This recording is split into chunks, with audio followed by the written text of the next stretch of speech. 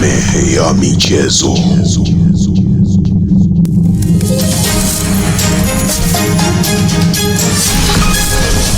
Ngome ya michezo. Na mtazamaji wa Baraka TV, karibu sana siku hii leo kwenye kipindi pendwa Ngome ya Michezo. Ndicho kipindi ambacho kinasikika hapa. Kama ilivyo kawaida, basi huwa tunakutana hapa, tunaangazia historia za wachezaji wa zamani, lakini si wachezaji tu, bali watu ambao wameacha historia katika mambo tofauti ya michezo, na si mchezo wa soka tu, ni michezo aina zote. Sasa siku hii leo bwana, tumepata bahati, naweza nikasema hivyo kwa sababu tunaye Mwamba. Sasa nikisema Mwamba tayari nishamtambulisha kwa sababu ni jina lake vivyo hivyo, Mwamba Mkumbwa. Leo tupo naye hapa na tutaenda kupiga naye story. Unafahamu nini kuhusiana na Mwamba katika karia yake ya kusakata kabumbu? Sasa siku hii ya leo yeye mwenyewe yupo hapa, atatusimulia mambo mengi sana katika kipindi ambacho alikuwa akicheza soka, yalikuwa yakijiri, na yupo hapa. Mwamba, habari bwana? Salama kabisa. Karibu sana. Asante sana. Asante sana. Karibu sana Baraka TV. Asante sana. Asante sana. Sawa, kama ambavyo umemsikia Mwamba huyu hapa, uzuri wa jina kujitambulisha mwenyewe. Huenda ana AKA ambayo mimi siwezi kuisema. Sasa atasema yeye. Karibu. Asante. Jina ni hilo. Naitwa Mwamba Hebron Mkumbwa. Ni mzaliwa wa Mbeya. Jina langu ni hilo Mwamba Mkumbwa. Mimi hivyo kipindi hicho nikisikia Mwamba nilikuwa nafahamu kwamba anaitwa kwa sababu ya mambo yale anayoyafanya. Hapana. Hilo nilipewa na wazazi wangu kabisa wote wawili. Naitwa Mwamba Mkumbwa. Sawa, na kwa yule ambaye anatutazama hivi sasa, anatamani kufahamu kidogo tu historia ya Mwamba. Amezaliwa eneo gani? Mimi nimezaliwa Mbeya hapa. Kwa Mbeya hospitali ya Meta hapo, tulikuwa tunakaa Ghana miaka kadhaa iliyopita. Kwa hiyo kwa kifupi ni mzaliwa wa Mbeya hapa. Ndio.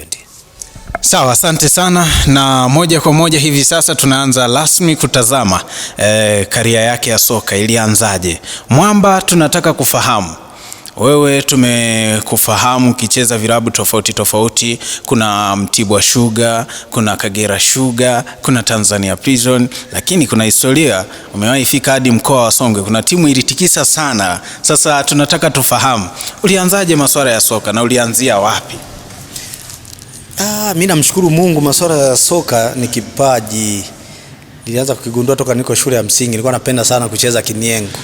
Kwa nakuta hadi viatu nilikuwa napigwa sana nyumbani, nikirudi viatu nimefumua, nimefanya nini. Wazazi wanakuwa wakali, lakini nilikuwa lazima niende nikacheze mpira. Nakumbuka kuna siku dada yangu alinituma nikanunue maharage sokoni saa 2 asubuhi. Kati naenda sokoni nikakutana na vijana wanacheza mpira. Kwa hiyo nikaungana nao, nikaanza kucheza mpira. Kuja kushtuka nakuta ni saa 9. Lakini kutokana na akili ya utoto, basi saa 9 nikaenda sokoni nikanunua maharage, nikarudi nyumbani. Nakumbuka nilipigwa sana na dadangu, lakini baadaye nilikuja kugundua nilivyokuwa nikakumbuka kweli nilifanya kosa. Nimetumwa maharage saa 2, saa 9 naenda kuna nini. Lakini mimi nilijua naonewa, lakini baadaye nilikuja kujua kweli nilifanya kosa. Kwa hiyo ndio hivyo, mpira nianza kuupenda toka nikiwa mdogo. Sawa, uliupenda mpira tangu ukiwa mdogo. Mwamba anatuambia kwamba aliupenda mpira akiwa mdogo. Na ni sehemu gani ambayo ulianza kutambulika kwamba sasa na mimi watu wameanza kutambua kipaji changu? Ni uwanja gani ambao ulikuwa wa kwanza kabisa siku ukaimbwa kwamba Mwamba hakika una kipaji? Kuna uwanja ulikuwa pale Sikomatola, tulikuwa tunaita Kiwanja Ngoma. Pale ndio ilikuwa ya kuibua vipaji mkoa wa Mbeya. Nafikiri pale palikuwa panaongozwa na walikuwa wazee wengi wakina mzee Samata, kina nani, babake Mbwana Samata. Alikuwepo na timu kaka yake anaitwa Diki Samata. Alikuwa na timu yake moja inaitwa Black Star. Hiyo ilikuwa inatokea Uzunguni kwa mzee Samata. Kwa sababu kwa mzee Samata pale nje tulikuwa alikaga uwanja, ndio tulikuwa tunacheza pale kwake Uzunguni. Nakumbuka mzee alikuwa hapendi kabisa mambo ya red card. Ulikuwa ukipata red card, Bwana Samata anasema rudi. Mzee Samata anasema rudi bwana, nenda kachemwache huyo.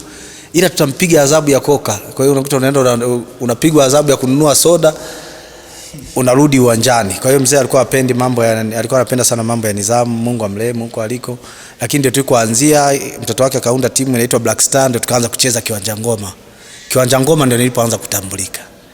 Na Kiwanja Ngoma inaonyesha kwamba ni eneo ambalo limeibua wachezaji wengi wamepita hapo. Vilabu ambavyo umevichezea ukitumikia uwanja huo wa Uwanja Ngoma ni vilabu vingapi? Vilabu kama sio 4 basi 5. Nakumbuka wakati nacheza Black Star tumecheza, kuna timu na usajili pale ulikuwa ni wa vurugu kabisa. Kuna wachezaji wengine mpaka wanasafirishwa mpaka Dar es Salaam wanaenda kusajiliwa huko. Baadaye ndo wanarudi. Lakini nakumbuka nilipotoka Black Stars nikaenda timu moja inaitwa Santiago. Tukaita Santiago au Saitama. Ilikuwa na marehemu Fikiri, alafu na kocha wetu alikuwa ni Deriki. Kwa hiyo ndio pale nilipoanza kutambulika. Baadaye nikatoka nikaenda Snow White. Snow White ilikuwa nafundishwa na Maka Mwaruisi. Nafikiri wengi wanamfahamu, ni kocha huyo. Tukawa nimecheza pale. Baada ya hapo nikaenda kwa timu moja tulikuwa tunamuita Baragamu. Jina lake limetoka kidogo, yuko Dar es Salaam sasa. Ilikuwa Black Star. Na yenyewe nimecheza. Baadaye nikaenda National ya Fundileo. Baadaye Barcelona Santiago ikaja ikagawanyika. Fikiri akaanzisha timu yake inaitwa Barcelona, alafu Santiago ikawa imebaki. Basi nakumbuka usajili ule ulikuwepo, kuna mfadhili wetu mmoja alikuwa anabeba sana mkali, alikuwa anaitwa Meki, naye ni marehemu, Mungu amrehemu huko aliko. Nakumbuka wakati tupo kwenye usajili tumekaa, nipo pale Saitama. Sasa Saitama pale hawazungumzii lolote masuala ya hela usajili wala nini, lakini nilipofika saa 11 wazungumzie masuala ya hela, niliiba basketi ya kiongozi wetu anaitwa Meki.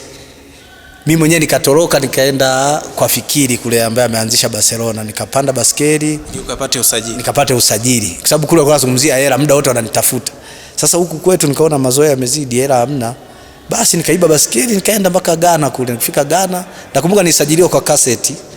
Nilinunuliwa kaseti moja, nikapewa na kiasi kidogo. Basi basketi nikawa niko nayo. Nakumbuka kama shinga. Sio nyingi sana. Zamani tulikuwa tukipewa hela kidogo tu tunalizika. Kama 10,000 ngapi sijui 10,000 na ngapi sijui. Kwa hiyo ndio ilikuwa ndio hivyo. Kwa hiyo basketi ile nikashindwa kuirudisha. Kabidi nirudi nayo nyumbani. Mama kawake anashangaa, basketi ya nini usiku? Na basketi umeitoa wapi? Nikasema hii nilichukua, nilienda kusajiliwa, lakini bahati mbaya nashindwa kumrudishia mwenye nao. Lakini nashukuru marehemu Meki akaja akaifuata usiku, japo alinilaumu, lakini tulielewana kwa sababu ni mambo ya mpira. Basi ndio safari ilipoanzia hapo, nikahamia Barcelona, ndio nikaanza kucheza Barcelona.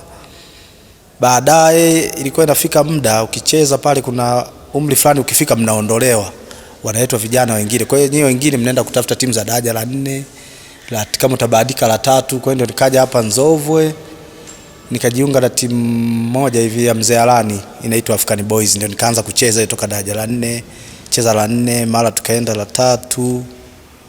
Basi safari ndio ilipoanzia hapo.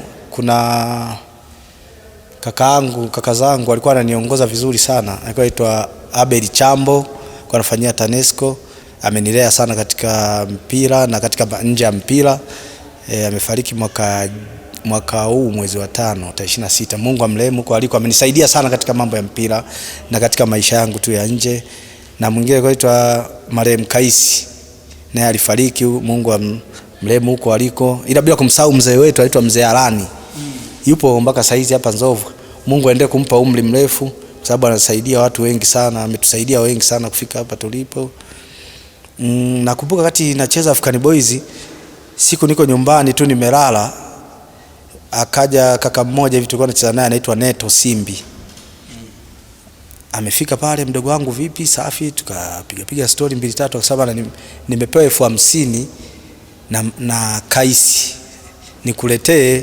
Amesikia kwenye redio kuna interview Mtibwa Sugar Manungu Tuliani, wamesema watu waende na nauli ya kwenda na kurudi. Tukajaribu, wanajaribu kutafuta vipaji. Kwanza nikastuka, nikaona kama ni jambo la ajabu sana afu la bahati, kwa sababu sikuamini kama kuna mtu anaweza kaja kunisaidia kufika huko. Basi nikapewa ile 50,000. Sasa nawaza nafikaje Tuliani, kwa sababu ukifika Morogoro, ufike Morogoro uchukue gari za kwenda Tuliani, kuna nauli, kuna nini. Lakini namshukuru Mungu kwenye 50 hiyo nilibudget. nakumbuka nienda Mwanjero nikanunua raba za 10,000. Maana nilikuwa nachezea raba, maana nilikuwa sina uwezo wa kununua viatu vingine hivi labda tuazimwe tufanye. Sasa safari yenyewe ilikuwa ni mbali. Uwezi ukasema uchukue kiatu cha mtu uende nacho mbali wakati naye anakitegemea hicho hicho. Kwa hiyo nienda ninunua raba Mwanjero 10,000, nikabaki na 40,000. 40,000 nakumbuka kuna jamaa wangu mmoja nilikuwa nakaa naye pale nyumbani ili abaki analinda pale nyumbani. Kwa sababu kipindi hicho nilikuwa nakaa mwenyewe. Nilikuwa nakaa na anko wangu mmoja na mimi mwenyewe kwa sababu mama alikuwa ametoka kufariki 2002 tarehe 9 mwezi wa 10. Kwa hiyo tukawa tunakaa wenyewe tu. Maana mimi sikuzoea sana kukaa kwa mzee. Kwa sababu nimelelewa kwa mama sana. Sasa mazoea yakawa yapo huko. Kwa hiyo nikawa nakaa tu mwenyewe japo mzee tunawasiliana. Basi nakumbuka nikasafiri, nikaanza safari, nikaenda Uyole kutafuta gari jioni. Na 30,000 mkononi. Kufika Uyole nakumbuka nikaikuta fuso ya viazi, imebeba viazi. Hii story sijai mwambia mtu. Ndio inaizungumza. Hiyo fuso inaelekea Dar es Salaam. Jioni. Kufika pale nikaongea nao wale jamaa wakanisaidia kwa 15,000 mpaka Morogoro. Morogoro. Ila kwa masharti kwamba ndakaa nyuma kwenye viazi. Viazi vimejaa ila walinisaidia na washukuru huko waliko kama wazima, Mungu aendelee kuwakumbuka sababu walinisaidia sana. Kwa hiyo nikawa nimepata nafasi hiyo. Dereva nakumbuka aliniambia cha msingi ukiona tumesimama ujue ni trafiki. Kwa hiyo kama ulishuka sehemu ya kuonekana, panda juu kabisa ya viazi, juu kabisa kule, ingia ndani kwenye mabomba. Nje sioni, nimefunikwa na maturubai, sijui niko wapi. Nakumbuka tu kuna sehemu tukafika tukakuta mvua nyingi inanyesha sana. Kwa hiyo ulikuwa uogopi kwamba wanaweza wakanipoteza? Hapana, kwa sababu nilikuwa nimeshaongea nao. Walisema tukifika tu Morogoro tutakusitua. Nakumbuka Morogoro tulifika saa 8 usiku. Sasa saa 8 usiku mimi pale sina mwenyeji, nimeshuka. Walikuja walinigongea nyuma kwa sababu na Morogoro hii tumefika. Shuka bwana. Basi nikateremka, sielewi inaenda wapi. Nipo na kamfuko kangu kadogo, nimeshika viatu vyangu.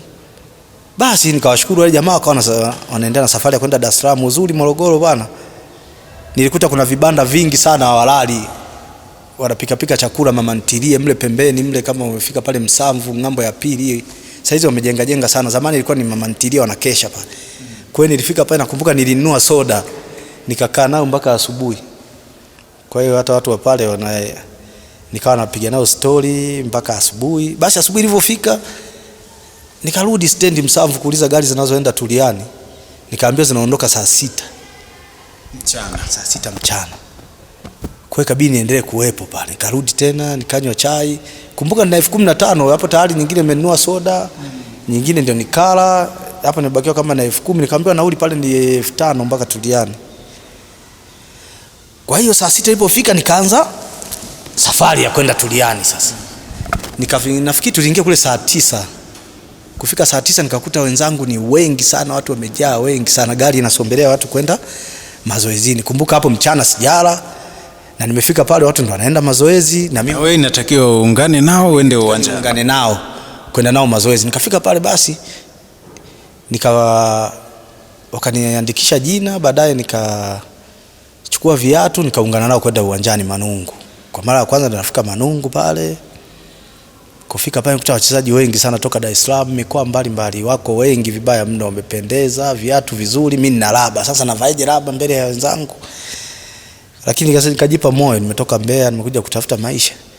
Huu ndio mwanzo wangu. Basi nakumbuka zilikuwa timu kubwa. Hiyo ilikuwa ni siku ya kwanza, unafika tu na unakuta wenzako wanaenda mazoezini, ukaenda mazoezini hujara wala nini, unafika mazoezini. Yani hapa nimefika saa 9, muda wa kula washakula tayari waliowahi. Basi ikabidi niungane nao hivyo hivyo. Kufika kule nakumbuka zilikuwa timu 10. Timu 10 walikuwa nagawa, uzuri walikuwa nagawa timu zinacheza dakika kama nusu saa hivi. Walikuwa wanaangalia vipaji tu, dakika 15 after time, dakika 15. Ulikuwa timu namba ngapi? Mimi nakumbuka nilikuwa timu ya mwisho kabisa kucheza na yenyewe nilikuwa sabu. Hapo ndio mara ya kwanza namuona kocha Grace Yanga marehemu, Mungu amrehemu huko aliko. Nikamkuta pale Salum Mayanga ndio walikuwa wanaendesha hilo zoezi. Na sharti la kwanza zoezi la pale lazima uchaguliwe kila siku. Sio kama umechaguliwa leo basi ndio imetoka, hapana. Mnaochaguliwa kama watasema leo tunachagua watu 40. basi unakuta nyie 100 mliobaki wote mkifika kambini asubuhi mnaondoka kambini, mnakuta wamefika wengine, kesho mnajoin nao wapya kabisa wale wengine. Kwa hiyo watu wanaondoka, watu wanarudi, watu wanaondoka, watu wanarudi. Ilikuwa inachukua muda gani kwa hizo siku ambazo mlikuwa mnafanya mazoezi kila siku watu wanachaguliwa? Ilikuwa ni kila siku. Kama siku ngapi? Nakumbuka ile training waliendesha kama wiki. Yaani hiyo wiki lazima unachaguliwa kila siku kwa sababu watu wanaingia, mkienda mazoezini labda mpo 150 100 ngapi, mkirudi kambini mnakuta tena kuna watu 70 50 wamefika na wenyewe. Kesho mnaanza nao tena wale. Kuna wengine wanaondoka, wengine wanaingia. Na nyinyi mliochaguliwa jana, kesho lazima mchaguliwe tena. Yaani kila kitu kinaanza upya. Wakichagua leo 40, kesho wanaanza kuchagua selection tena upya kabisa. Lakini nashukuru siku hiyo nakumbuka timu zote zimecheza karibu wanamaliza mazoezi. Nilimfuata mwalimu alikuwa pale nje, Salum Mayanga. Nikamwambia mimi karibu mnamaliza ila sijacheza. Akasema hujacheza? Ni sawa kabisa bwana. Basi ingia dakika 5 hizi za mwisho. Tukuone na wewe ndani ya dakika 5. Akamwambia refari ongeza dakika 5. Basi nikaingia dakika 5. Nakumbuka ndani ya dakika 5 nilifunga goli moja kwa sababu niliona muda umeisha. Kuna pasi moja nilipasiwa, basi niliondoka na kijiji. Kama watu watatu wote niliwaburuza mpaka nikaenda kufunga goli. Pale nikaandikwa jina. Basi ilikuwa ni kila siku naandikwa jina. Unajua leo shughuli imepungua.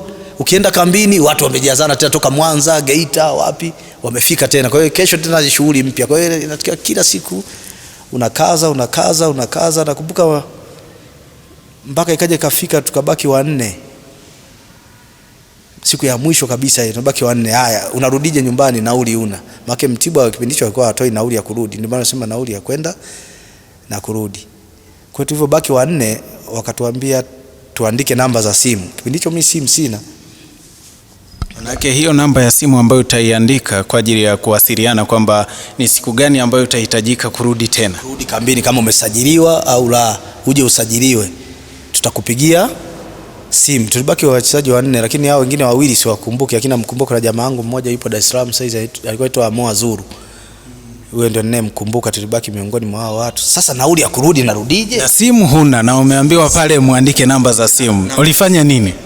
Nilichokifanya nilikuwa na namba kwenye karatasi, nilikuwa na namba ya nani? Namba ya kakaangu mmoja jirani huku Mbeya. Alikuwa anaitwa Ezron Mwakarobo. Ile namba ndio nilikuwa nao, ndio niliwaachia kule. Basi na hapo nauli huna ya kurudi. Ulifanya nini? Namuomba nani? Nipo sehemu hiyo, basi simu huna. Simu sina. Na inatakiwa turudi, kambi imeisha. Inamaanisha masuala ya kula, ya kufanya nini hayapo. Basi nashukuru kuna timu moja ilikuwa ya Kiwandani, ilikuwa inacheza ligi daraja la ngapi, si la 4 kama sio la 3. Waliniona wale watu wakaniomba kama Mungu tu, wakaniomba bwana, tunaomba tusaidie mechi, tumebakiza mechi 3. Sisi tutakupa kiasi kadhaa na tutakusafirisha. Ligi za mchangani hizo. Ligi za mchangani hizo. Basi nikabaki na ile timu, nikaanza kuwasaidia. Bahati nzuri tukafanya vizuri, tukafanikiwa. Baada ya hapo wakanipa nauli. Walivyonipa nauli, basi ndio nikaanza safari ya kurudi. Nikarudi mpaka Morogoro. Nimefika Morogoro pale. Akawa anapita jamaa wangu mmoja, maki hela yenyewe nilikuwa sina nyingi. Akapita jamaa wangu mmoja aitwa Zefania Mtwale. Akawa anaendesha magari ya kampuni moja inaitwa Kanji. Akaibeba nini? Maana wakati wa kwenda umebebwa kwenye viazi, wakati wa kurudi haujabeba. Nasemi tena. Ilibeba nini? Hiyo sielewi ilibeba nini kwa sababu zile za kwanza zimefungwa. Sasa ni jamaa. Ulibahatika ulikaa mbele. Hiyo nilikaa mbele na jamaa wangu. Basi tukawa tunarudi. Akaniambia Mwamba twende. Maana nakumbuka kuna jamaa wangu mmoja alikuwa traffic, nilikuwa napiga naye story, akalipiga mkono ile nikamwona ni jamaa wangu. Akasema Mwamba twende bwana, hizo nauli zitakusaidia mbele. Basi ndio tukaanza kurudi. Bahati mbaya njiani tukapata matatizo mengi njiani. Nakumbuka tulikaa njiani kama siku 3 hivi. Ndio tukawa tunaingia Mbeya. Basi nimerudi Mbeya, nikaendelea tena majukumu mengine ya kuitumikia timu yangu ya African Boys. Baada ya siku kadhaa, nakumbuka nikiwa nyumbani saa 4 usiku. Anakuja Ezron Mwakarobo, sababu nimepigiwa simu toka Manungu. Mimi nishasahau tayari, nishaendelea na ndondo huku na nani. Ananiambia nimepigiwa simu toka Manungu na Salum Mayanga, amesema jiandae, inatakiwa kufanya usajili Manungu Tuliani. Nafanyaje tena hapo? Amesema nauli watawarudishia huko. Kwa hiyo utunze tu tiketi, ukifika pale moja kwa moja unaingia kambini. Basi nakumbuka nauli alinipa nauli ya kwenda tena akanipa Abedi Steven Chambo, kakaangu. Kwa hiyo ndo kama amenipa nauli, nikawa nimeenda. Ndio mara ya kwanza sana jiunga Mtibwa Sukari. Na mara ya kwanza hapo anajiunga Mtibwa Sugar. Sasa tunataka tufahamu, baada ya kwanza kuonja zile pesa za kusajiliwa rasmi, yani unapewa mkataba huu hapa, saini bwana, kitu chako hiki hapa. Tunataka tufahamu maisha yalianzaje na pia alimaliza kwa namna gani. Baada ya kufika pale, kitu gani ulianza nacho? Baada ya kufika pale, kwa sababu mimi nilikuwa napenda sana mpira. Alafu ndio unajua timu inaongozwa na mtu mkubwa, kama ndio naanza kumfahamu Jamali Baiseri, ndio bosi wa Mtibwa Sugar. Alafu na wachezaji niliowakuta pale ni wakubwa, na mkuta mtu kocha mkubwa kama Aglace Yanga, na wakuta wachezaji wakubwa kama kina Monja Liseki, wakina Geoffrey Mwando, wakina Niza Alfani, ndio naanza kujifunza vitu toka kwao. Kwa hiyo nilipofika pale, cha kwanza mimi ilikuwa ni mpira, sio hela. Nakumbuka kwenye masuala ya hela mimi sikudiscuss nao kabisa. Bosi alisema tu tutaongea. Maana ulipewa mkataba kwa ajili ya kusaini, hukupewa? Nilipewa tu mkataba, nilivyo saini mimi kwenye masuala ya hela alinisainia tu mwenyewe. Mimi nilikuwa nataka mpira kwanza kwa sababu sikujua. Tulisaini tu, haukupewa chochote? Nilipewa, lakini nilipewa ile hela kwa sababu bosi alikuwa kwanza, Mtibwa ilikuwa ina kanuni ya kusajili wachezaji kutoka chini. Ilikuwa inachukua wachezaji kutoka Simba, Yanga na timu zingine. Lakini sasa kwa sisi, kwanza bosi hakupenda sisi kusajiliwa kupitia training, aliona kama ni kushusha hadhi kwenye timu yake. Lakini namshukuru mwalimu Salum Mayanga na Aglace Yanga itupigania sana. Katika wale wanne tukasajiliwa wawili, mimi na Amoa Zuru.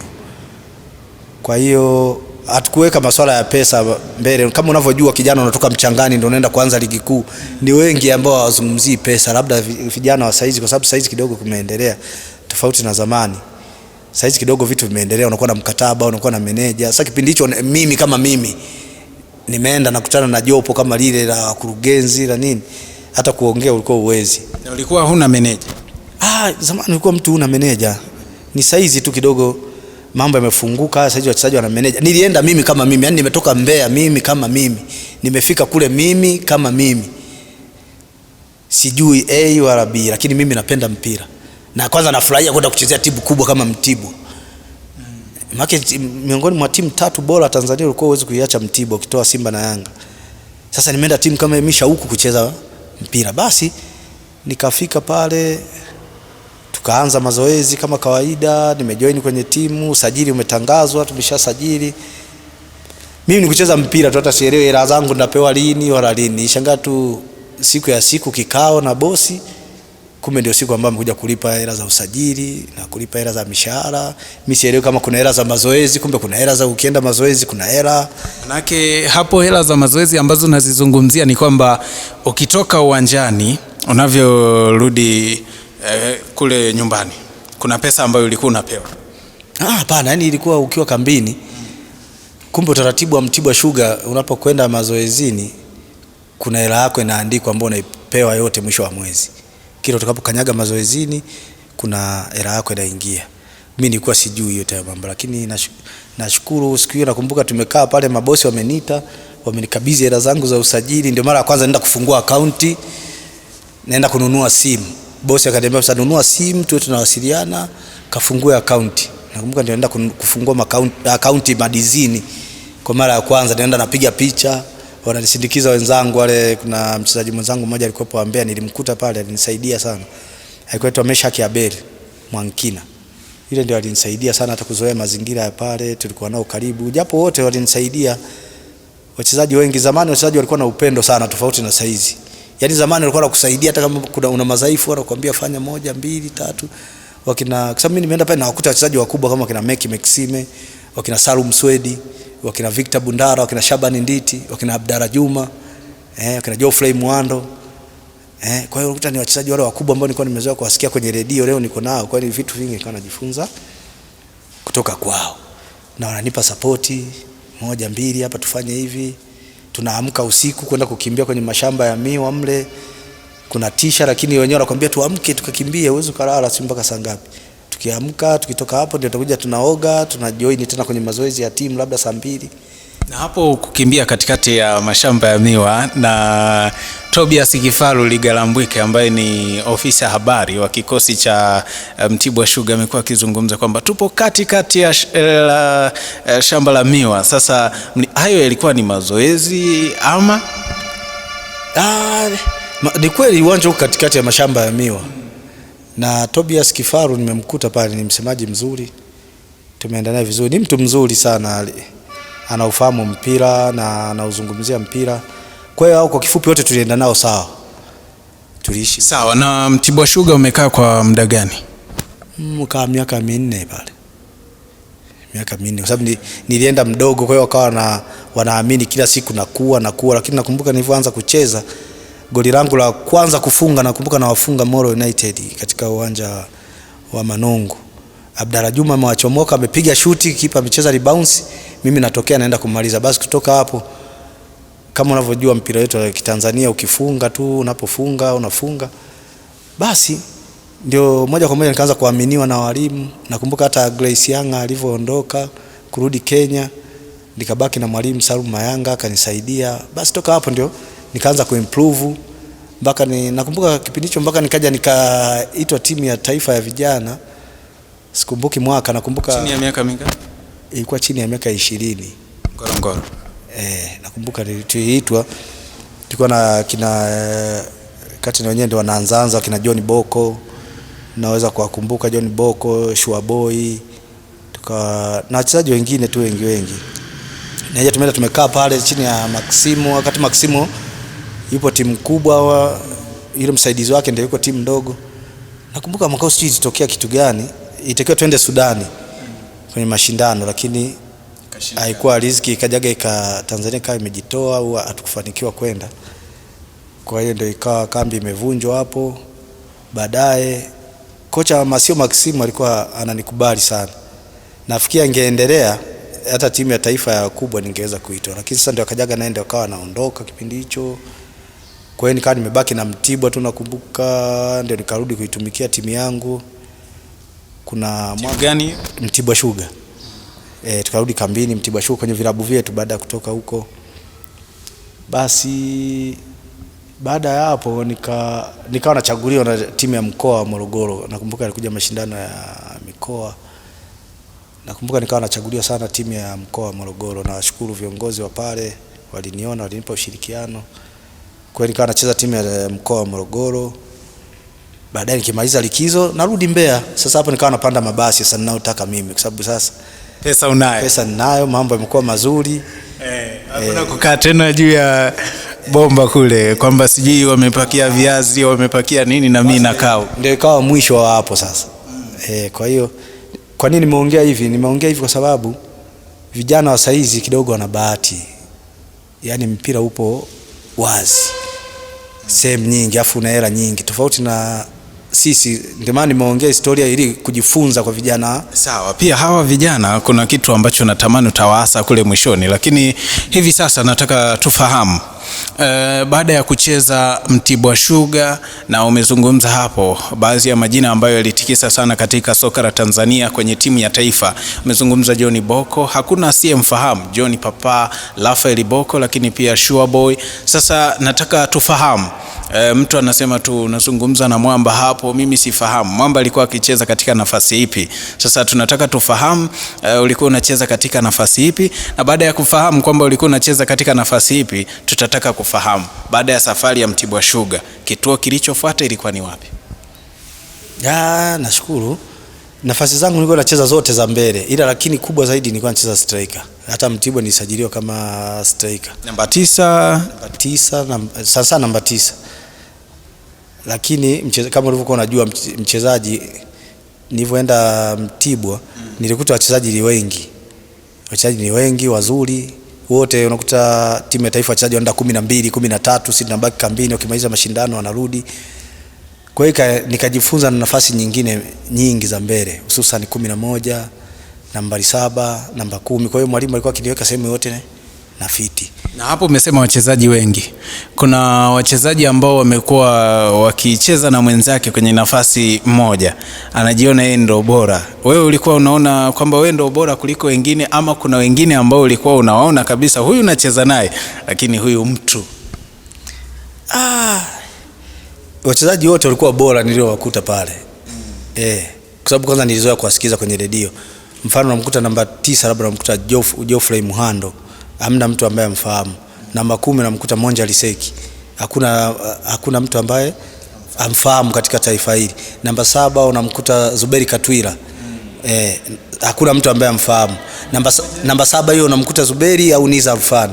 Namba 11 unamkuta Saidi Mkopi au unamkuta Ibrahim Mwaipopo au Abu Mkango, hamna ambaye amfahamu Abu Mkango. Kwa hiyo unakuta wachezaji, kwa hiyo pale nilikuwa nacheza kama kujifunza zaidi, ili wenyewe tukapomaliza muda wao na si nami nikacheze kama wanavyocheza wao. Kwa hiyo vitu vingi nilikuwa najifunza kutoka kwao. Kwa hiyo mwalimu akaanza kunipa nafasi taratibu, kwa sababu kwa kikosi hicho ukipata hata dakika 10 za kucheza unamshukuru Mungu kwa wachezaji waliopo. Mara kidogo wamekaa kidogo kambini, unakuta wameitwa kwenda kufanya interview nje ya nchi, wanaondoka, baadaye wanarudi. Kwa hiyo ilikuwa na kikosi bora sana Mtibwa Sugar. Sawa, na baada ya kutoka hapo Mtibwa Sugar, kituo kilichofuata ni timu gani?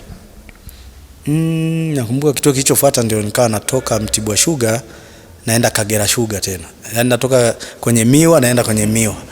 Nikaondoka. Kulikuwa na mtu ambaye alikuhamishia huko au ilikuwaje? Tunataka tupate kidogo story, ilikuwaje hadi ukaenda ukatoka Mtibwa ukaenda Kagera? Wote ni watu wa Miwa, Sugar. Wale wanaelewana, viongozi wanaongea wa Mtibwa Sugar na wa Kagera Sugar wanazungumza kwa sababu ni kitu kimoja. Kwa hiyo wakati nipo Mbeya kwenye mapumziko, ligi imeisha, nikapigiwa simu na Kagera. Baadaye nikasema siwezi kuondoka bila kuongea na bosi wangu wa Mtibwa. Ikabidi wao wakaniambia wamezungumza na bosi wa Mtibwa, lakini wakati huo kumbe walikuwa hawajazungumza naye. Kwa hiyo mimi moja kwa moja nikaa nimejaa kwenye mfumo. Nakumbuka kipindi hicho nasajiliwa mimi, nikasajiliwa na Benjamin Asukile ambaye yuko prison saizi mpaka saizi kama kiongozi pale.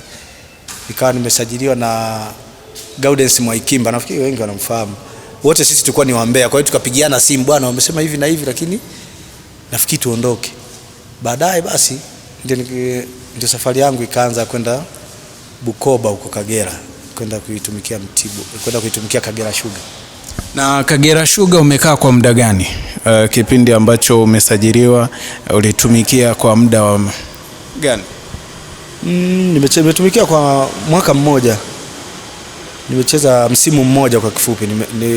Msimu ulivyoisha nikawa nimerudi nyumbani. Basi nilivyorudi nyumbani kipindi hicho Tanzania Prisons wameshuka daraja, wapo championship league daraja ya kwanza. Kwa hiyo nilivyokuja huku, basi kuna rafiki zangu wengi wanacheza Tanzania Prisons pale, wakanishawishi usasa tusaidiane turudishe timu katika ramani, na nikajaribu kuonana na viongozi wao, wakatuahidi vitu vingi kusema mkiipandisha timu kuna 1 2 3. Basi nikaona ofa yao ni nzuri, nikajiunga nao Tanzania Prisons, na tunamshukuru Mungu tukavuka kwenye makundi. Nakumbuka tulivukia Songea kama sikosei. Baadaye tukaenda kwenye makundi Morogoro, tulikuwa tunakaa pale Kinguruira. Hapo ndio nazungumzia sasa nisha join prison. Tukaweka kambi Kinguruira pale. Nakumbuka timu zetu tulikuwa tunachezea Jamhuri pale. Tulikuwa sisi, JKT Mlale, Transcamp na timu gani siji nyingine. Nakumbuka ndio tuipandia pale. Kundi letu lilikuwa Morogoro, uwanja wa Jamhuri. Ndio hapo tumeenda kucheza, tukapanda Tanzania Prisons, tukairudisha timu ligi kuu. Nakumbuka mechi yetu ya mwisho ilikuwa na JKT Mlale. Hiyo mechi tunapanda daraja, na mimi niliumia goti hiyo mechi, kwa Jamali nikanyaga, niliumia goti. Kwa hiyo nimerudi na timu imepanda, lakini nimeumia goti. Kwa hiyo sikuweza kufurahia sana. Kwa hiyo muda mwingi nikaa nimekaa nyumbani kwa sababu nimeuguza kama miezi 5. Sasa wakati unaumwa na viongozi wenyewe wa Tanzania Prisons tena sijui wakawa wanafurahia sana ushindi, wakawa wamekusahau kidogo hapo kwenye usajili nini, wakasema twende kwenye mazoezi. Sasa mimi kwenye mazoezi siwezi kwenda, goti na niuma. Nikasema mbona viongozi mnajua ndajumuika vipi? Basi ndio ilikuwa chanzo cha kuachana na Tanzania Prisons. Nikasema mimi basi nijiuguze mpaka nitakapopona. Baada ya hapo ndio nikawa nimerudi nyumbani. Baada hapo ndio nikawa naenda. Sawa. Na hapo kwenye Tanzania Prison kuna historia ambayo ipo, ni kwamba katika kipindi hicho ambacho mnaipandisha Tanzania Prison ulikuwa mfungaji bora ndani ya timu, kitu kama hicho. Tukumbushe hapo. Sijakumbuka kama walitoa hiyo, lakini nakumbuka nilikuwa nafunga pale Morogoro. Tulikuwa washambuliaji, Jeremia Juma alikuwepo na mimi, lakini nakumbuka wote tulikuwa tunafunga, ila sasa sikumbuki kama nilikuwa mfungaji bora upande wa timu au nini upande wa timu, kwa sababu kipindi hicho tulikuwa hatuna vitu vya kutunza kumbukumbu sana, tofauti na saizi. Tofauti na saizi, mtu zamani alikuwa anakusikiza kwenye redio, lakini saizi mtu anakuona kabisa kwenye TV unacheza, kuna mambo ya simu, kuna nini, kuna kumbukumbu nyingi. Kwa hiyo nakumbuka nilikuwa nafunga na nilifunga kwenye hizo mechi ambazo mpaka Prisons tunakwenda kupanda daraja. Nimesaidia sana timu mpaka kupanda, mpaka saizi ipo ligi kuu. Kwa hiyo mguu wangu umesaidia pale mpaka saizi. Sawa, mguu wake umesaidia hapo akiwa na Tanzania Prison. Asante sana kwa kuendelea kuitazama Baraka TV. Punde tu tutarejea na ndugu yetu kuendelea na mahojiano kuhusiana na safari yake ya soka. Sasa ametoka Tanzania Prison. Unafahamu kituo kilichofuata ilikuwa ni wapi? Basi tunarejea punde.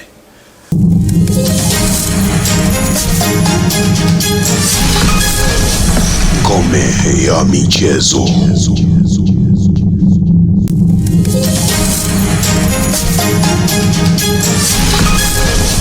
Ngome ya michezo. Naam, mtazamaji wa Baraka TV, tunaendelea kuzungumza na mwamba mkumbwa ambaye anatueleza historia ya maisha yake ya soka kipindi ambacho alikuwa akicheza. Sasa ametueleza kwamba alienda Tanzania Prison wakaipandisha timu hiyo. Tunataka tufahamu historia ya kuipandisha Tanzania Prison ilikuwaje? Kuna changamoto gani ambazo waliweza kuzipitia katika kipindi hicho ambacho waliweza kuipandisha Tanzania Prison? Mwamba, kulikuwa na changamoto gani ambazo mlikumbana nazo? Changamoto zipo kila sehemu. Nafikiri ndaelezea kwa ufupi tulivyokuwa Morogoro katika kambi ya, kama unavyofahamu Tanzania Prisons kila sehemu napo kambi yetu sisi ni magereza. Kwa hiyo tulikuwepo pale Kinguruira. Nakumbuka kuna changamoto tulipata, lakini mbunge wa Chunya anaitwa Mlugo, sikumbuki jina la kwanza, lakini anaitwa Mlugo. Yule alitusaidia sana kutumotivate mpaka tukafikia hatua ya wachezaji kujituma sana. Kama unavyojua timu ilikuwa Premier afu ikashuka Championship, kwa hiyo hata viongozi ule moyo wa kuihudumia timu unakuwa umeshuka kidogo. Tofauti na ilikuwa ni mwaka gani? Hiyo 2000 na Prison tunapanda 2010 na ngapi sijui. Ilivyopanda sikumbuki, lakini 2010 na kitu. Kwa hiyo kulikuwa na changamoto kwamba viongozi timu walikuwa wanaihudumia, lakini sio kama vile walivyokuwa wanaihudumia ilivyokuwa inacheza ligi kuu. Kwa hiyo nakumbuka Mlugo ahadi aliyotupa wachezaji baada ya kuongea naye pale Morogoro, alikuja kuongea na timu. Alichoweza kutuahidi ni kwamba kila goli ananunua kwa shilingi ya Kitanzania 100,000. Kwa hiyo hicho kitu. Na hilo goli ananunua kwa mchezaji ama kwa timu kwa ujumla? Kwa mchezaji. Atakaye mwamba ukiweka una 100,000. 100,000 yangu. Jeremia Juma akifunga kuna 100,000 yake. Lakini sisi tuliweza kudiscuss washambuliaji tuweze kufunga na hizo hela ziweze kuendesha timu, kwa sababu kuna vitu vingine vilikuwa viendi sawa. Kwa hiyo tulikuwa, nakumbuka kuna mechi na Transcamp nilifunga goli 2, akatupa 200,000, lakini mimi kama mimi nilikuwa sichukui na wachezaji wenzangu watuchukui, tulikuwa zinasaidia kuna baadhi ya vitu vya kununua kwenye timu pale Morogoro kwa ajili ya kutumotivate kwenda mbele. Kwa hiyo ilikuwa mfumo wetu ndio huo. Kwa hiyo ilikuwa lazima tufunge, tupate hela zitusaidie kwenye vitu vingine kama timu.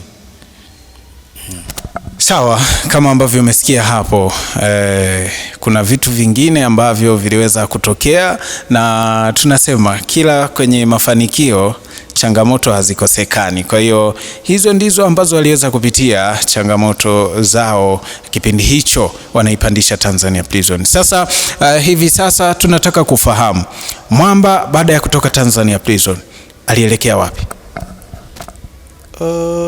Baada ya kutoka hapo nikawa nimeachana na Tanzania Prisons, inakwenda ligi kuu. Mi bado nikarudi kwenye timu ya Kimondo, ilikuwepo Mlowo Mbozi huko. Baada ya kujiuguza. Baada ya kujiuguza nilivyopona nikajiona niko fiti, basi nikarudi kwenda kuanza na Eric Ambakisye. Alikuwa kipindi hicho alikuwa ni mwenyekiti wa halmashauri ya Mbozi. Kawa amenifuata, ameniita, akaomba ni join timu yake. Basi nikakubaliana naye, ndio safari yangu ikaanza hapa ligi daraja ya kwanza kwenye timu ya Kimondo. Cheza Kimondo msimu mmoja. Msimu wa kipindi hicho nacheza Kimondo ilikuwa ya moto sana. Kipindi hicho nakumbuka sana ukizungumza Kimondo. Tunataka utuambie kuna wachezaji gani ambao uliwakuta pale Kimondo na waliweza kufanya mambo makubwa sana kwenye ligi ya Tanzania, lakini pia wengine waliishia huko. Wapo. Kwa mfano kama mchezaji akawa anatoka anaenda Yanga, Geoffrey Mwashiuya, alifanya vizuri. Akawepo huyu kapteni wetu Jofu, yeye akaenda Mbeya City, akawa ameenda kucheza Mbeya City. Kwa hiyo ilikuwepo timu nzuri sana ile. Ni basi tu vile mambo ya timu yanatokea mpaka imepotea. Kwa hiyo ilikuwa ni timu inayoibua vipaji kwa Mbozi, kwa wapi. Wengine walienda kucheza ligi ya Zambia, walikuwa wanavuka boda pale na kucheza ligi ya Zambia. Kwa hiyo iliibua vipaji vingi sana, lakini na hata kupotea kwake nafikiri ni wakati umefika kwa mkoa wa Songwe kukaa chini, nafikiri kutengeneza tena timu kama walivyotengeneza timu ya Kimondo, na wenyewe na timu yao, kwa sababu vijana wapo, wapambanaji wapo, viongozi wapo wa mpira. Nafikiri ni swala la kujipanga tu kwa upya irudi timu, kwa sababu Kimondo ilivyokuepo iliibua sana, kila mtu Tanzania alifahamu Songwe. Kila mtu alifahamu Songwe na wachezaji walikuwa wazuri. Kwa hiyo nafikiri ni jambo la kukaa viongozi wa Songwe kujipanga, kutengeneza timu kwa upya. Kila kitu kinawezekana kwa kuanza upya. Sawa, kila kitu kinawezekana, na hayo ni maisha ya kipindi hicho anaishi ndani ya timu ya Kimondo. Sasa kutoka timu ya Kimondo hakuishia hapo, safari ikaendelea. Unajua kwenye soka bwana, unaweza ukapita vilabu hata ngapi huko, hata ukajaza kitabu hapo, unaenda miezi kadhaa. Basi naye aliweza kuzunguka. Sasa baada ya kutoka Kimondo ulielekea wapi? Baada ya kutoka Kimondo nilielekea kwa mtani wake, maana mimi nilikuwa naita mtani, alikuwa anaitwa jina limenitoka saizi, alikuwa kiongozi mmoja wa mpira pale Iringa. Nilielekea Lipuli, kaenda kucheza Lipuli. Hapo tukakutana wachezaji wengi wa zamani, kina Novat Rufunga, kina Dani Mruanda, na sisi hapa wote wakina Ilikuwa inafundishwa na nani? Kina Mesha Kiaberi. Ilikuwa nafundishwa kocha amenitoka kidogo. Lakini ilikuwa ni timu ambayo imeundwa na wachezaji wengi wa ligi kuu na watu waliipa sana nafasi. Lakini tipo championship ya ligi daraja ya kwanza. Kwa hiyo hatukufanikiwa kuipandisha ya ile timu, kwa sababu ilikuwa na malengo makubwa sana. Hata wachezaji waliosajili ni wakubwa sana, lakini mambo yalikuja yalienda mlama. Kwa hiyo baada ya hapo ni viongozi wakafa moyo kana nini, na wachezaji wengine wakaondoka. Mimi mwenyewe nikaondoka baada ya msimu kuisha, nikaondoka baada ya msimu kuisha, nikarudi Mbeya. Nikawepo hapo, nikaangalia maisha mengine. Sawa, akaondoka kaangalia maisha mengine. Na upande wa vilabu vyote ambavyo umezunguka, mimi naamini kwamba umezunguka vilabu vingi sana, na pia ni taasisi tofauti. Umezunguka sehemu ambazo zinamilikiwa na watu binafsi, zinamilikiwa na taasisi tofauti. Sasa baada ya kutoka Lipuli mlishindwa kuipandisha kama ilivyokuwa kwa Kimondo. Mimi naweza nikasema kipindi hicho ndo ulianza kupotea, kama sikosei, lakini naamini kwamba nikitumia hiyo lugha basi ni nzuri pia. kwa sababu umetoka Tanzania Prison umeipandisha, ukaenda timu ambayo ipo chini ukashindwa kuipandisha, ukaenda tena timu nyingine ambayo ipo chini ikashindikana kuipandisha. Baada ya hapo kushindwa kuipandisha, karata zako ukazitupa wapi? Kwanza kucheza daraja ya kwanza sio kupotea, kwa sababu ni ligi kubwa na yenyewe championship. Ndio maana wachezaji wengine wakuta leo wako ligi kuu, wengine wako champion, ni madaraja tofauti. Lakini championship ni ligi kubwa tu yenye heshima yake. Kama unavyoona saizi zinaoneshwa hata kwenye Azam, zinafadhiliwa, zinawafadhili tofauti na zamani. Kwa hiyo championship kucheza sio kupotea. Unaweza kaenda tu kama umejipanga kwa kurudi juu au kaamua ubaki hapo maintain. Kwa hiyo baada ya hapo kutoka Lipuli nikawa nimeenda timu ya jeshi ya Arusha. Kipindi hicho ilikuwa inaitwa JKT Oljoro. JKT Oljoro, kwa hiyo nikakaa pale kwa msimu mmoja, nilivyomaliza nayo ilikuwa championship. Nayo ilikuwa championship.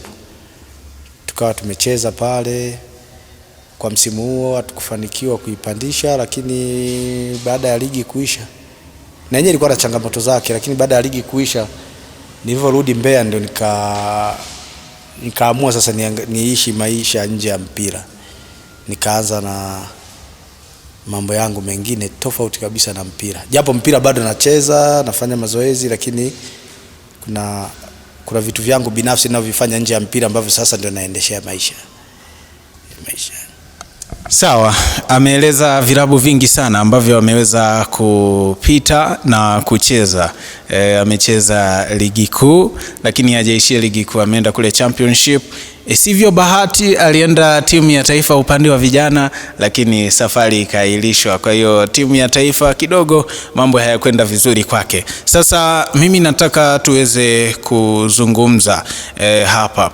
Katika vilabu vyote ambavyo umezunguka, umezunguka vilabu vingi sana championship, lakini pia umezunguka ligi kuu.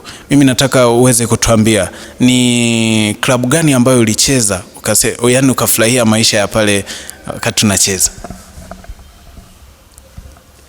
Ni furahia kote, lakini zaidi mpaka leo ambayo timu naishi nayo mpaka leo, hata viongozi nawasiliana nao na tuna group letu tunawasiliana, ni Mtibwa Sugar, kwa sababu Mtibwa Sugar ndio imenilea katika swala la mpira vizuri sana. Mpaka leo hii bado tunawasiliana na wachezaji wenzangu wa zamani, viongozi. Tuna group letu la Mtibwa Sugar Legend. Kwa hiyo kama kuna matatizo, mchezaji anaumwa anafanya nini, kwa hiyo wote tunataarifiana. Kwa sababu gani tuliunda umoja? Kwa sababu tuliishi vizuri kama familia. Kwa hiyo timu yangu the best kabisa ni Mtibwa Sugar mpaka sasa hivi. Mtibwa Sugar ndio timu pendwa, lakini kwa wana Mbeya hamtanielewa nikimaliza kuzungumza na mwamba hapa.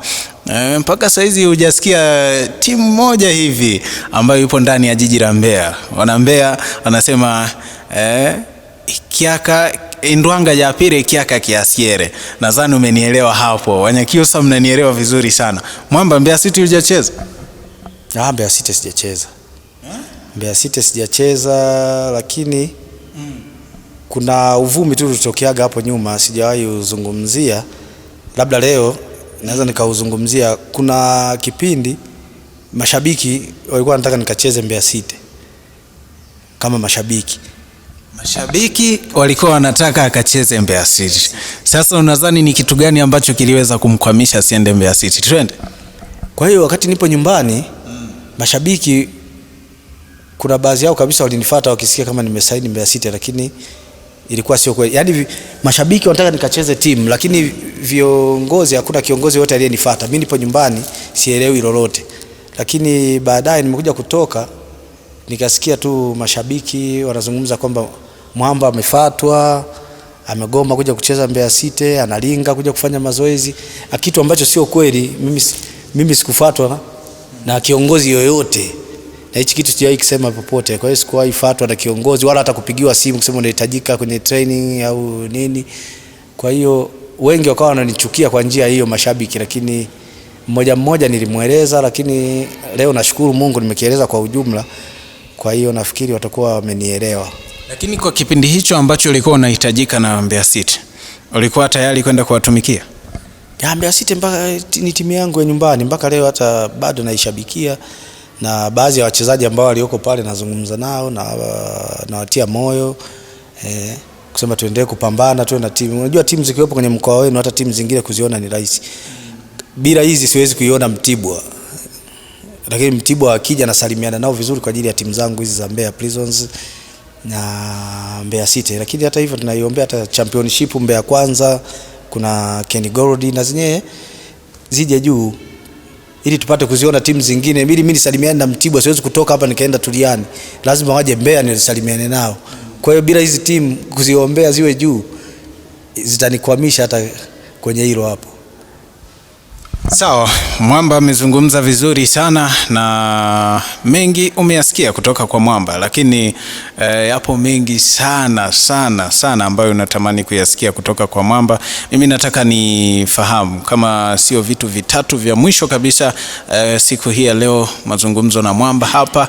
Mwamba, mimi nataka nifahamu goli ambalo ulifunga ukajiona kwamba hili goli la kihistoria kwangu, ulifunga timu gani na ulikuwa unatumikia klabu gani? Nilikuwa natumikia Mtibwa Sugar. Goli langu la kwanza ligi kuu niliwafunga Moro United. Ile ndio goli langu bora ambalo ndio naliona mpaka sasa hivi. Ndio goli langu la kwanza nafunga mbele ya mastrika wakubwa, wananitia moyo. Nakumbuka walishangilia sana, hasa Salum Swedi.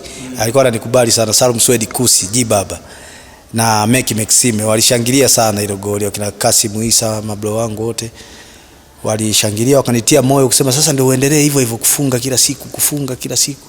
Wananihimiza kila siku, hata kama wenyewe waendi mazoezi, mimi wanakuja kunigongea, leo mazoezi hamna, ile wewe nenda kakimbia kwenye mashamba ya miwa, urudi muda gani, wewe nenda nakimbia, hata kama mazoezi hamna, wenyewe wanabaki. Basi wenyewe furaha yao walikuwa wakiniona. Kwa hiyo nawashukuru sana, walinisaidia.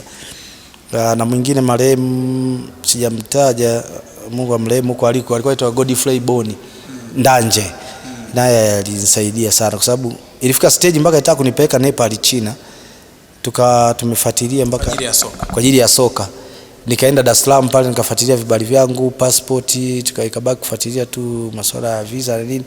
Ikaja ikatokea si lockdown gani tena Nepal, ikaja ikabounce tena ile issue ya kwenda China. Lakini namshukuru kwa kunionyesha mwanga mzuri, hata kuniamini katika kusema naweza nikaenda kucheza kule japo sikwenda. Kwa hiyo huko aliko Mungu amrehemu, alinisaidia sana Godfrey Boni Ndanje, midfield ya mpira hiyo. Sawa, asante sana. Lakini kuna swali langu la pili hilo kwa sababu linabaki moja.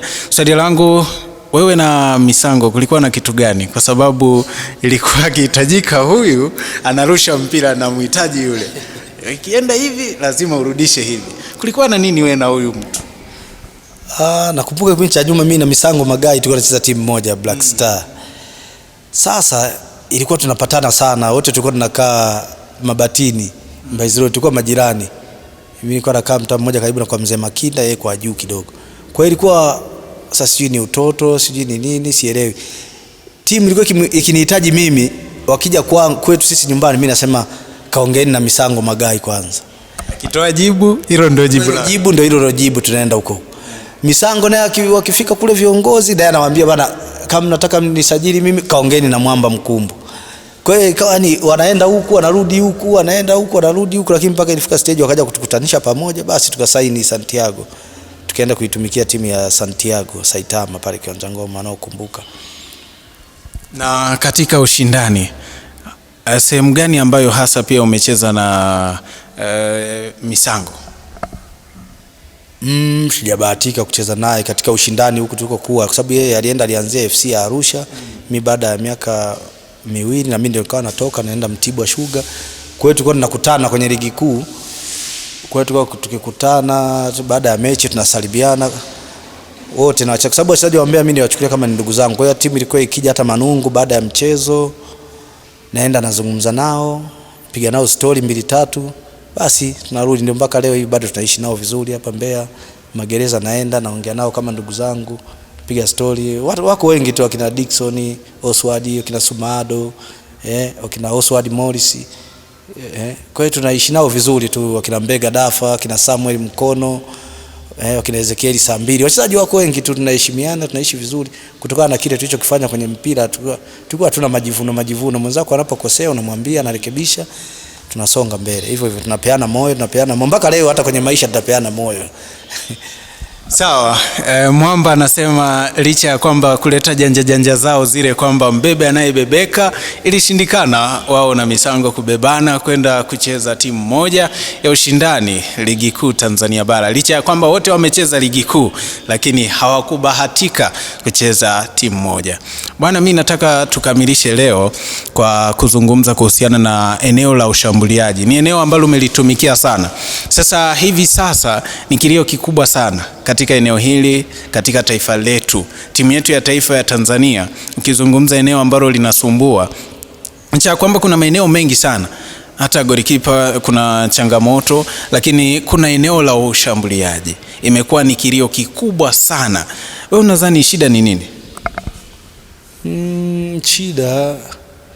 Shida ya uchezaji wa zamani na sasa ni tofauti. Saizi sayansi nyingi. Unajua kufunga ni sayansi tu. Saizi vijana wa saizi wapunguze papara tu.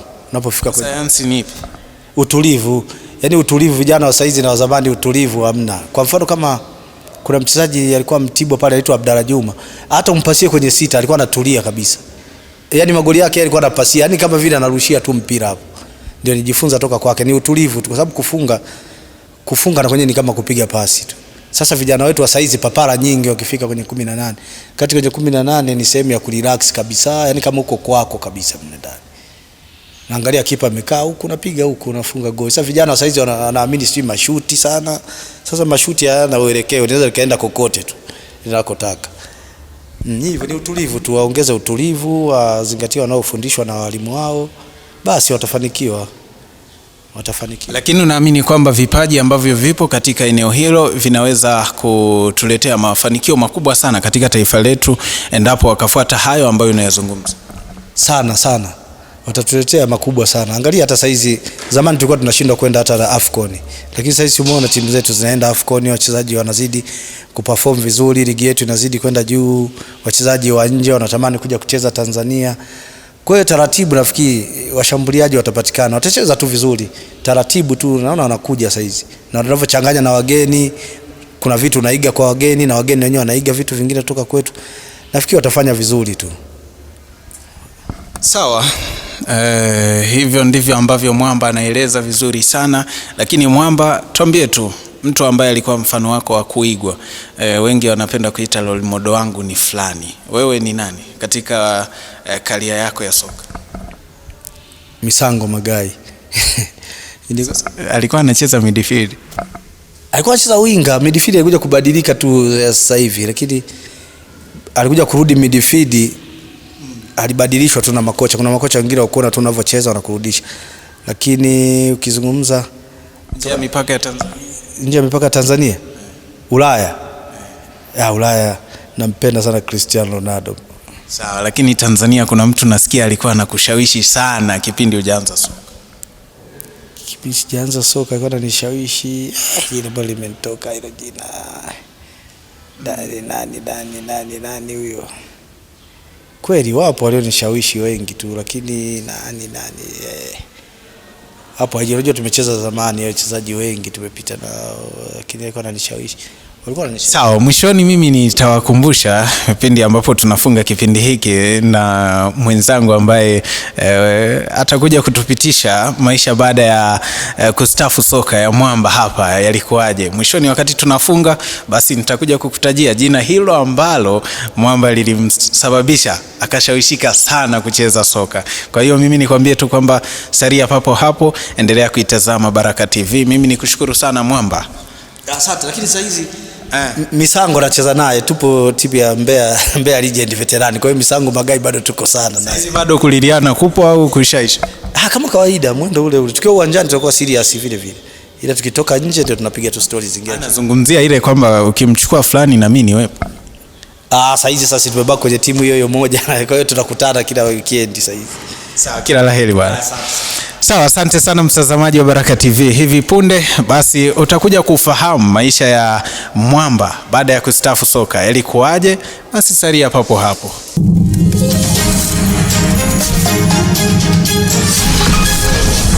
Ngome ya michezo.